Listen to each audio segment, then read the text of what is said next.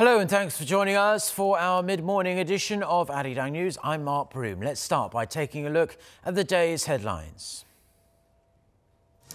Tensions heat up between South Korea and Japan after their recent radar spat in a series of provocative low-altitude flyovers of South Korean warships by Japanese military planes. The North Korean art troupe performing in Beijing are joined by some VVIPs as Chinese President Xi Jinping and his wife drop by to watch their show. Plus, terror in the Philippines. At least 20 people have been killed and dozens more injured in the south of the country after two bombs ripped through a Roman Catholic cathedral. But let's start this morning with news that the two Koreas will be able to initiate joint operations to recover Korean War remains around Arrowhead Hill in Cheolwon County, which is in Gangwon-do Province, and will be able to do so from April, as agreed upon in the Panmunjom Declaration, according to diplomatic sources on this Monday. It was confirmed last week that the UN Security Council lifted sanctions on the joint operation. Early this month, during a teleconference, Seoul and Washington shared opinions on easing international sanctions on the joint recovery operations and road modernization project in North Korea. With North Korea holding its second art troupe performance in Beijing on Sunday, reports say, and we have pictures to prove it, that Chinese President Xi Jinping and his wife were on hand to watch the show. According to China's state-run CCTV on Monday, President Xi Jinping and China's First Lady met with North Korea's Vice Chairman of the Central Committee, Ri Soo-young, who was there as well before sitting down for the performance, as you can see. Other senior Chinese officials were there as well, including Foreign Minister Wang Yi. Earlier reports said President Xi was expected to attend the last performance that is set for today. The troupe are in Beijing to mark 70 years of bilateral ties between North Korea and China. South Korea and Japan's radar dispute is pouring fuel on the fire of their already long-held historical and territorial feuds. But now the issue is taking a toll on their military exchanges as well. The South Korean Navy has called off its planned visit to Japan in the coming weeks, which has been part of naval exchanges between the two neighbours in recent years. Kim Hyo-sun reports. South Korean Navy's First Fleet has cancelled its planned visit to Japan next month. The decision comes amid chills in bilateral ties over the continued military spat on whether a South Korean destroyer locked its fire control radar on a Japanese patrol plane in the East Sea last month. As part of the naval exchange program between the two neighbors, Seoul has sent a two-star Navy officer to Japan on odd-number years, while Tokyo has sent an equivalent officer to South Korea on even-number years. Seoul's defense ministry also explained it has no plans to hold separate talks with Tokyo on the sidelines of the annual security forum held in Singapore this week.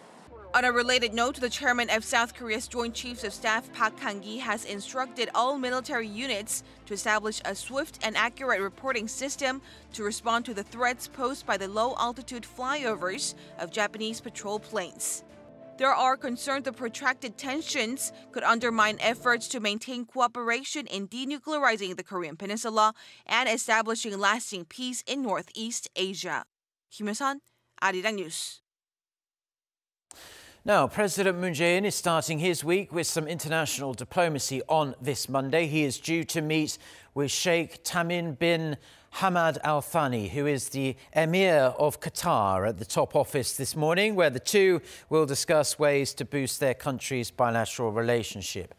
The top office says the leaders will go over ways to improve the comprehensive partnership between the two sides, eventually leading to the signing of several MOUs. President Moon will hold a welcoming luncheon for the visiting Emir to Seoul, his first visit here since late 2014.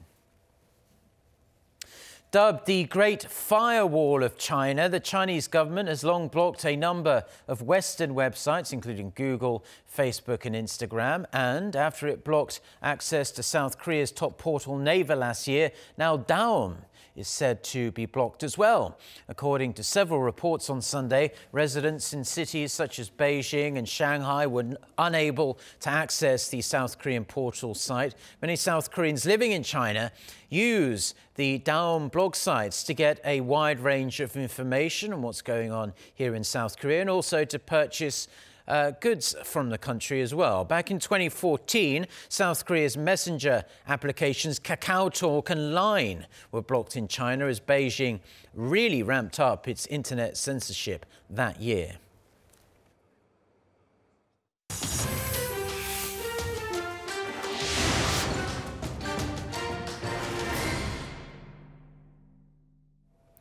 Now, Venezuela's embattled President Nicolas Maduro has rejected a European ultimatum that gave him 8 days to call fresh elections. For more on this and other news from around the world, let's turn to our Arirang. So, Arirang, pressure keeps building and building on Maduro, but it really does seem that he's not going down without a fight. That's right, Mark. The UK and 4 other European nations said they would formally recognise the head of Venezuela's parliament, Juan Guaido, as the legitimate president of the country. If that happens, they would be joining the United States and a host of other nations that have already done so. In an interview with CNN Turk, Maduro accused Europe of, quote, kneeling before US President Donald Trump. Europe has had a very insolent position, not sustainable, unpresentable, and must withdraw its ultimatum. All of Europe is kneeling before Donald Trump. It's that simple, especially in the Venezuelan issue. Maduro has accused Washington of leading an imperialist intervention in his country. He has the backing of nations such as Russia, China and Iran, who have all expressed similar sentiment. But far more countries are backing Guaido, who has declared himself interim president. The opposition leader is also stepping appeals for Venezuela's military to turn against the socialist leader. Venezuelan soldiers, I'm speaking to you. It's time to get on the side of the Constitution. It's not the time to fear. It's not the time to back out. While small rebellions against Maduro have broken out in Venezuela's armed forces in recent months, there has not yet been any large-scale military uprising against Maduro. The Venezuelan political crisis has now become the stage for international tensions as well, with heated exchanges at the UN Security Council over the weekend regarding the situation. Acting White House Chief of Staff Mick Mulvaney says President Trump is ready to shut down the government again if a deal on border security is not reached. Mick Mulvaney made the remarks on CBS's Face the Nation and comes less than 2 days after Trump agreed to reopen the government for 3 weeks to allow further negotiations. It ended a 35-day government shutdown, the longest in American history, that saw 800,000 furloughed federal workers miss 2 paychecks. Mulvaney said talks may be different this time as Democrats agree with Trump's plan to better secure the border. Firefighters in Brazil are calling for tens of thousands of people to be evacuated after a town was hit by a deadly mudslide that was triggered by a ruptured mining dam. Heavy rain has added to concerns a second dam in the area could also fail. Lee Seung-jae has more. Sirens began blaring before sunrise, triggered by dangerously high water levels at a tailings dam near an iron ore mine in the southeastern town of Brumadinho. Friday's burst dam unleashed a huge mudslide, burying mining facilities and nearby homes. Firefighters called on Sunday for the evacuation of some 24,000 people as they fear a second dam nearby could collapse. Over 300 people have been reported missing so far, with the confirmed death toll surpassing 40. Families and friends mourning their lost loved ones are being forced to up sticks and leave their homes. I lost many friends, many colleagues. I'm very sad, devastated. There are no words to speak because the pain is so great. I lost so many friends. My colleagues from haciendas lost cattle. They lost everything. Everything, everything, everything. The disaster is deadlier than the 2015 tailings dam collapse at an iron ore mine less than 100 kilometers away, when mining waste spilled into a remote region, killing 19 people and burying a small village. The spill contaminated a major river in what is still Brazil's worst environmental disaster on record.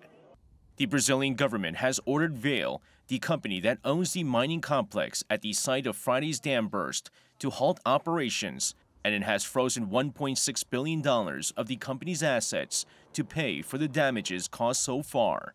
What exactly caused the dam to burst remains unclear, as officials say a recent inspection did not indicate any issues with the structure. Lee Seung-jae, Arirang News.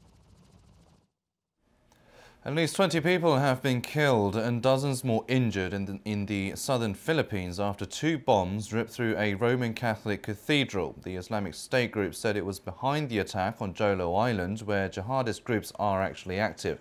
The first bomb targeted Sunday Mass, while the second went off as soldiers were responding to the initial blast. The bombings came just days after a majority Muslim area in the region voted for greater autonomy in a referendum. Pope Francis and the head of the world's largest body of Muslim-majority countries condemned the deadly attack.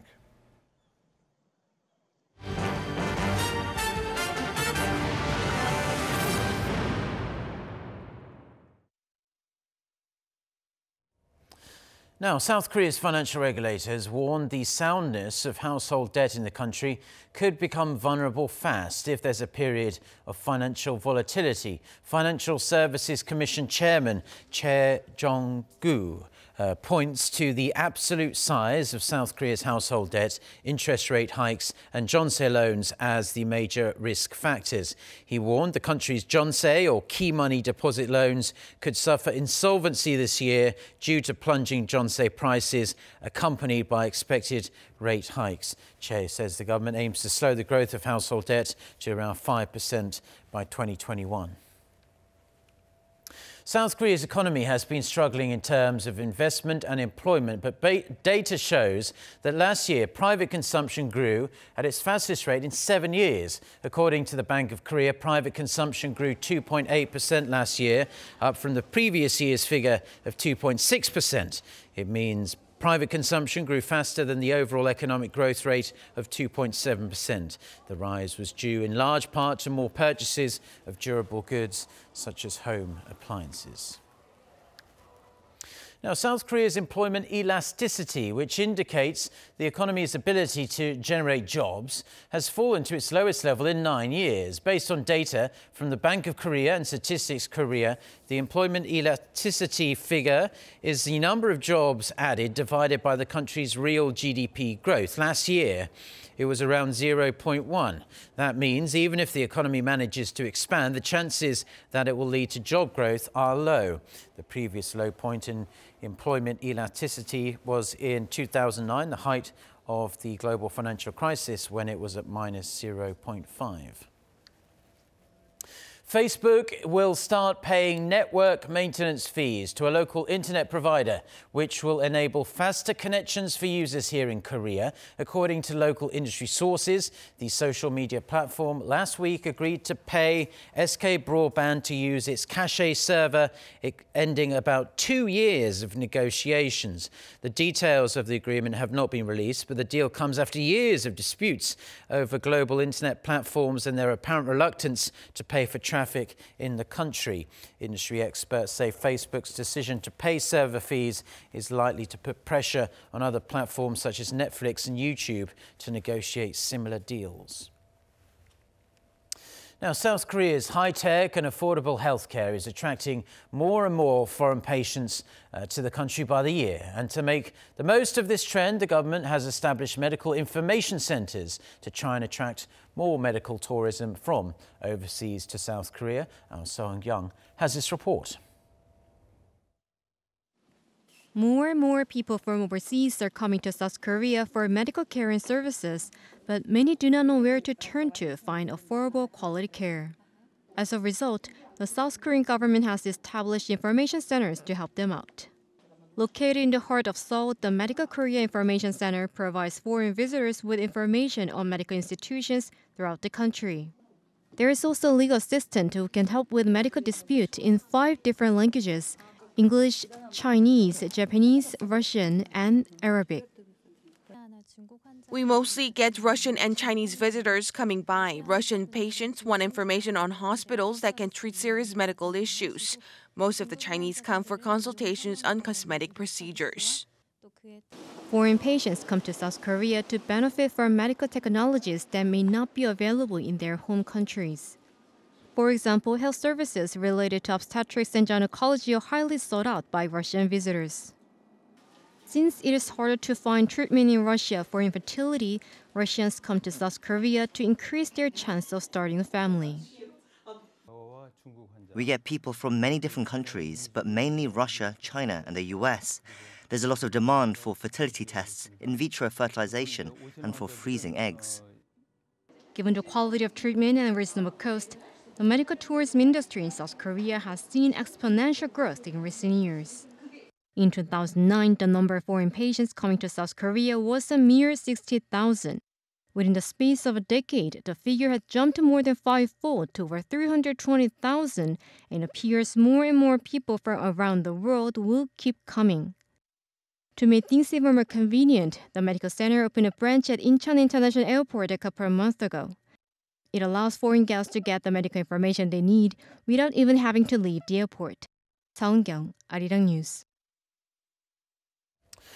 Parkinson's disease is a neurological disorder that is mostly treated with medication, but it isn't always an ideal way to treat the symptoms, which can be very severe in many cases. But a group of researchers in South Korea says a surgical implant that stimulates the brain of patients can help sufferers of this dreadful disorder live a more comfortable life than if they're only taking the medication. Jo Sung-min has the details. Parkinson's disease is a long-term disorder that mainly causes dysfunction in the motor system. Some of its symptoms include tremors, rigidity in the muscles, slowed movement, and an inability to keep your balance while standing. In most cases, the disorder is found among senior citizens, and with the average age of the South Korean society continuing to rise, the number of people with Parkinson's is rising too. The disorder occurs mainly due to a dopamine deficiency. Experts say a lack of the hormone leads to a deterioration of motor function, and the main treatment involves medication that reinforces dopamine. Doctors, however, say this is not a permanent solution for Parkinson's, since the body builds up a tolerance to the medicine. It's a long-term degenerative neural disorder, and that means it could get worse over time, and medicine can lose its effect. According to local experts, recent studies have discovered that treating Parkinson's can be much more effective with surgery. Doctors implant a small electronic medical device inside the patient's brain. The device sends out electrons to stimulate the nerves.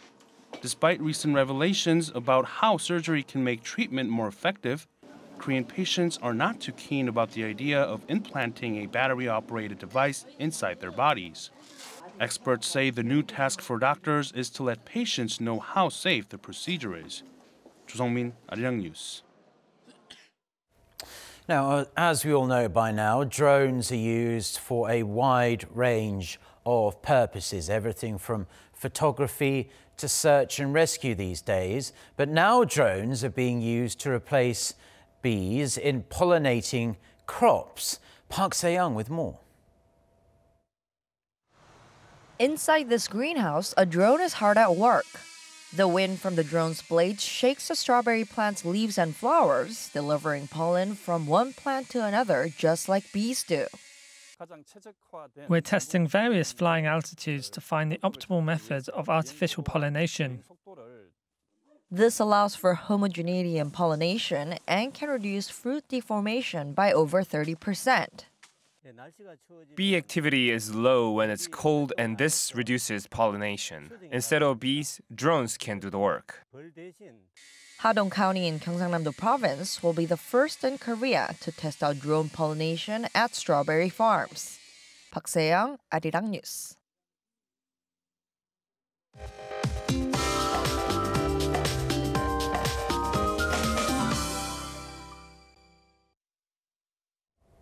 Good morning. Central Indian regions received a mix of rain and snow overnight, but a bit of precipitation didn't help much to ease the dryness in the air. So we'll continue to suffer from dry conditions with dry weather advisories in place for most parts of the country. Meanwhile, an advisory has been upgraded to a warning in southeastern areas, including Daegu and Busan.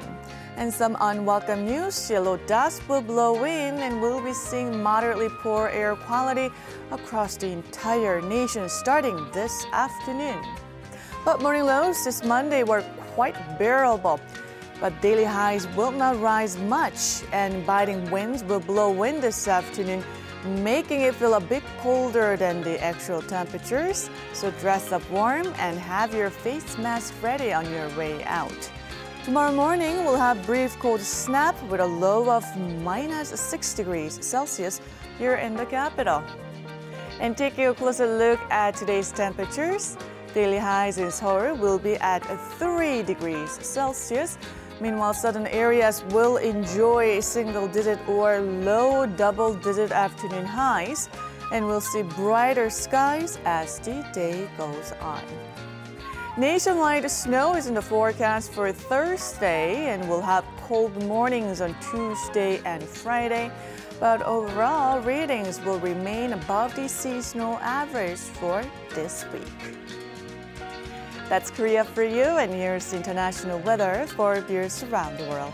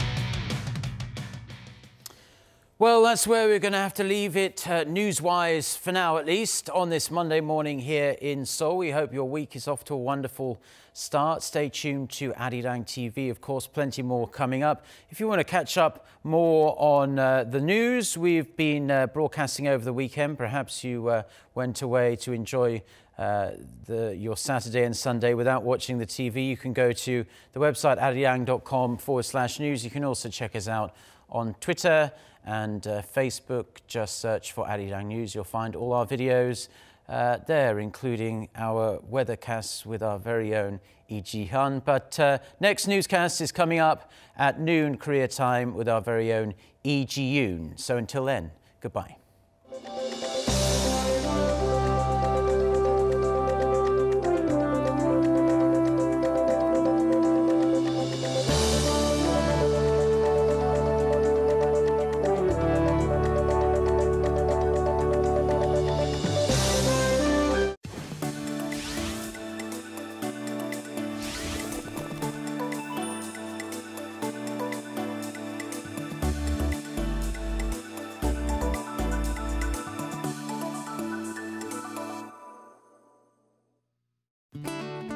Your delivery.